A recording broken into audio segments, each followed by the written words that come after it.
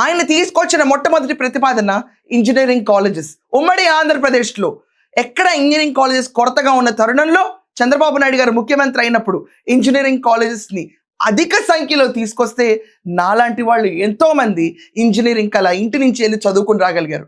దానికి సదా కృతజ్ఞురాల్ని. ఆయన వల్లే కాలేజ్ నుంచి బయటకు రాగానే హైదరాబాద్లోనే ఉద్యోగాలు దొరికే రీతిలో సాఫ్ట్వేర్ కంపెనీస్, సైబరాబాద్ రూపకర్త ఆయన వల్లే సాధ్యం. దానికి ఎన్నో కోట్ల మంది మేము మీకు రుణపడిపోయామని చెప్తారు.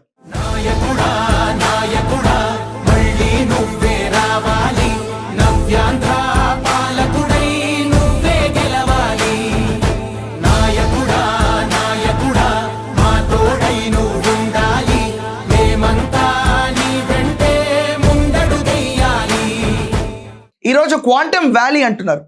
దానివల్ల లబ్ధి పొందే భవిష్యత్తులో వచ్చే న్యూ జెన్జీ కూడా ఆయన ఫోటోకు నమస్కరిస్తారు.